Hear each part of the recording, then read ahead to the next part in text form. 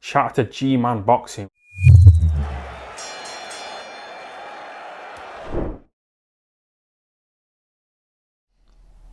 So Dillian Whyte exercises the demons from the first fight, knocks out Alexander Povetkin in the 4th round, the round of which he had Povetkin down twice in the first fight. Dominant, clinical, punch perfect. I picked Dillian Whyte to win. My prediction video was still up there. I did think it would go a little bit longer. I thought Dillian Whyte would be a little bit more cautious, and he did box. He boxed very well. Dillian Whyte's jab was on point. Listening to Harold Knight in the corner as well as Xavier Miller. This was one of the most impressive performances I've seen from him. He was disciplined. I say disciplined. There was a few moments where he did go for it a bit. Early on, Povetkin was kind of off balance and Dillian Whyte did kind of rush in.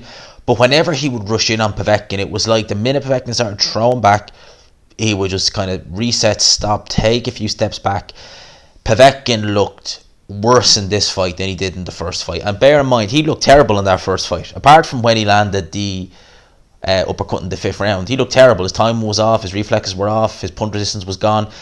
His punch resistance was a little bit better in this fight because he took some good shots before going down. Like in the 3rd round, he walked into a big right hand that Dillian Whyte threw, and I actually was surprised he stood up to that. He didn't even have, well, I'm sure he felt it, but his legs didn't do a silly dance. But from the 1st round, the writing was on the wall. Povetkin, again, the timing, the reflexes, the judge of distance, everything seemed off.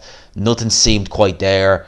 He was marking up very easy. He was walking onto a lot of jabs. He was getting caught with straight right hands. Dillian Whyte, for my money, looked A-okay in this fight. I'm sure, given the fact that Povetkin has definitely seen better days, and I will be advising him to retire personally following this fight, did help.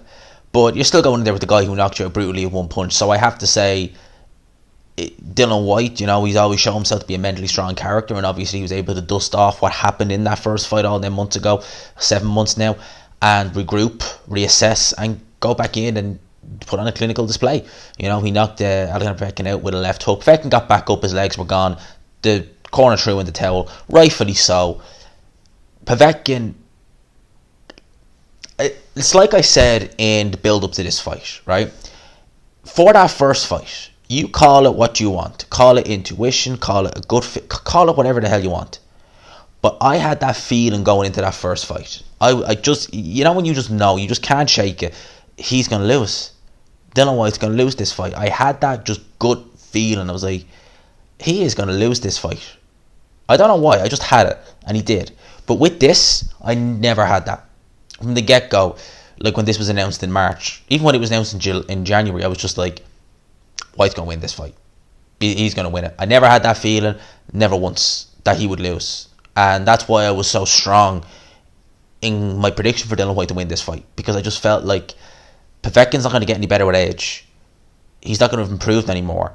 If Anthony's going to regress a bit more, it would have been better to take this fight in the month of November.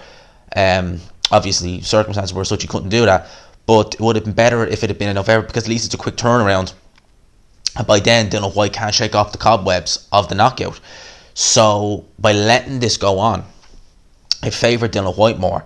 And, it's like I say, I'm someone who's always been good with my gut feeling. If I have a feeling of something I believe, this is how it's going to be, it's going to be. It's the same it's the same with everything when you put your mind to something you believe it's going to be. Like, I believe, something's going to happen in the future, not even with this, but just something outside of YouTube, and it's going to happen, simple as.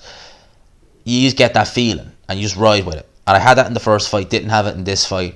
Povetkin looked shocking in there. He was getting his head jabbed off. Dillian Whyte looked very good. What's the guy's name? Harold Knight. He was listening to Harold Knight in the corner. He was telling him to change up the jab, add a bit of variety.